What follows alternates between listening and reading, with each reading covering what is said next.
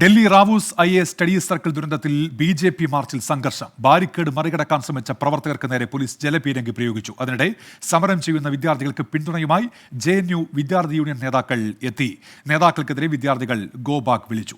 ഇപ്പോൾ വിനീത VGയും ഒപ്പം ബൽറാം നെടുങ്ങാടിയും വിശദാംശങ്ങളുമായി ചേരുന്നുണ്ട്. ആദ്യം വിനീത VGയിലേക്കാണ്. വിനീത, ഇക്കാര്യത്തിൽ BJP കുറ്റപ്പെടുത്തുന്ന ആം ആദ്മി പാർട്ടിയാണല്ലോ, അവർ അതിനെ ആ നിലയ്ക്ക് ഉയർത്തിക്കാണിക്കുകയും ചെയ്യുന്നുണ്ട്. ഏത് തരത്തിലായിരുന്നു BJPയുടെ പ്രതിഷേധം?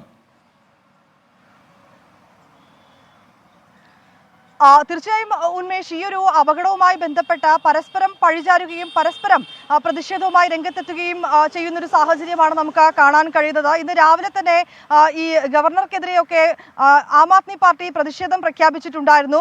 ഇതിന് പിന്നാലെയാണ് ഇപ്പോൾ BJP ആം ആദ്മിക്കെതിരെ പ്രതിഷേധവുമായി രംഗത്തെത്തിയിട്ടുണ്ടായിരുന്നത്. BJP പ്രവർത്തകർ ആം ആദ്മിയുടെ പാർട്ടിയുടെ ഓഫീസിലേക്കായിരുന്നു പ്രതിഷേധം നടത്തിയിരുന്നത്. ഈ പ്രവർത്തകരെ ഓഫീസിന് മുന്നിലേക്ക് വച്ച് പോലീസ് അവരെ തടയുകയുണ്ടായി. ഒപ്പം തന്നെ ബാരിക്കേഡ് കൊണ്ട് ഈ പ്രവർത്തകരെ തടയുകയും പിന്നീട് ഈ ബാരിക്കേഡിന് മുകളിലേക്ക് പ്രവർത്തകർ ചാടിക്കയറുകയും ഒക്കെ ചെയ്തൊരു സാഹചര്യം ഉണ്ടായിരുന്നു. പ്രവർത്തകരോട് പിരിഞ്ഞു പോകണമെന്ന് പോലീസ് ആവശ്യപ്പെട്ടിട്ടുണ്ടായിരുന്നുവെങ്കിലും പോകാൻ തയ്യാറായില്ല. തുടർന്ന് പ്രവർത്തകരും പോലീസും തമ്മിൽ ഉന്തും തള്ളും ഉണ്ടാവുകയും പിന്നീട് അവിടെ ജലപീരങ്കി ഉപയോഗിക്കുകയും ചെയ്തിട്ടുണ്ട്.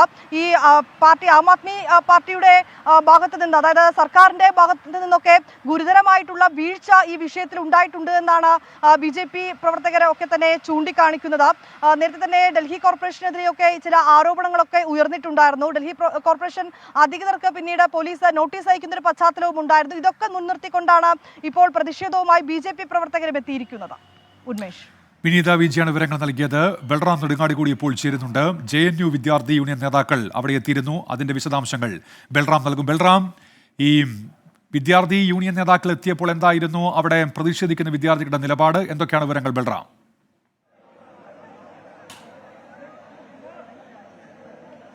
ഉന്മേഷ്, കഴിഞ്ഞ ദിവസം ഈ റാവോസ് അക്കാഡമി അടക്കം ഈ കോച്ചിംഗ് സെന്ററുകളിലെ വിദ്യാർത്ഥികൾ ഈ അപകടത്തെ തുടർന്ന് പ്രതിഷേധം ആരംഭിച്ച ഘട്ടത്തിൽ തന്നെ മറ്റ് രാഷ്ട്രീയ പാർട്ടികളോ നേതാക്കൾക്കോ ഈ സമരത്തിൽ പങ്കെടുക്കേണ്ടതില്ല എന്ന നിലപാടാണ് സ്വീകരിച്ചത്. ഈ പ്രതിഷേധം ഇപ്പോഴും തുടരുകയാണ്. 100ഓളം വിദ്യാർത്ഥികൾ ഇപ്പോഴും ഇവിടെ പ്രതിഷേധിക്കുകയാണ്. ഈ പ്രതിഷേധത്തിന് ഇടയിലും എന്നാൽ ഈ JNU വിദ്യാർത്ഥികൾ പിന്തുണയുമായി അല്പസമയം മുമ്പ് എത്തി. കാരണം മരിച്ചവരിൽ 2 പേർ, നെവിൻ ഡാൽവിൻ അടക്കം 2 പേർ JNUവിലെ വിദ്യാർത്ഥികൾ കൂടിയാണ്. എന്നാൽ അവരെ ഈ പ്രതിഷേധത്തിന്റെ ഭാഗമാക്കേണ്ടതില്ല എന്ന ഒരു തീരുമാനത്തിലാണ് ഇവിടെ പ്രതിഷേധിക്കുന്ന വിദ്യാർത്ഥികൾ. അവർ ഈ JNU വിദ്യാർത്ഥി നേതാക്കൾക്ക് നേരെയും ഗോ ബാക്ക് മുദ്രാവാക്യങ്ങൾ ഉയർത്തുകയായിരുന്നു. അതേസമയം ഈ പ്രദേശത്ത്, ഈ കെട്ടിടങ്ങൾ നിൽക്കുന്ന പ്രദേശത്ത് ഇപ്പോൾ MCDയുടെ ഭാഗത്തു നിന്നും നടപടികൾ ആരംഭിച്ചിരിക്കുന്നു എന്നുള്ളതാണ്. JCB അടക്കമുള്ള ഉപകരണങ്ങൾ കൊണ്ടുവന്ന് അനധികൃതമായി നിർമ്മിച്ച കെട്ടിടങ്ങൾ, അതിലെ നിർമ്മിതികൾ അത് പൊളിച്ചു മാറ്റുന്ന നടപടി പുരോഗമിച്ചുകൊണ്ടിരിക്കുകയാണ്. അല്പസമയം മുമ്പാണ് ഈ റാവൂസ് അക്കാഡമിയിലേക്കുള്ള വൈദ്യുത ലൈൻ വിച്ഛേദിച്ചത് അധികൃതർ. ഒപ്പം തന്നെ ഈ പ്രദേശത്ത് റാവൂസിന് നേരെ എതിർഭാഗത്തായുള്ള ബാബ IAS എന്ന സ്ഥാപനത്തിലേക്കുള്ള മറ്റ് അനധികൃത നിർമ്മിതികളാണ് പൊളിച്ചു നീക്കിയത്. ഈ സ്ഥാപനം അടക്കമുള്ള 13 സ്ഥാപനങ്ങൾ കഴിഞ്ഞ ദിവസം MCD അധികൃതർ സീൽ ചെയ്തിരുന്നു. ഇവിടെയെല്ലാം തന്നെ ബേസ്മെന്റുകളിൽ ലൈബ്രറികളോ മറ്റ് ക്യാന്റീനുകളോ മറ്റും പ്രവർത്തിക്കുന്നുണ്ടെന്ന് കണ്ടെത്തിയ സാഹചര്യത്തിലാണ് അത്തരത്തിലൊരു നടപടി സ്വീകരിച്ചത്.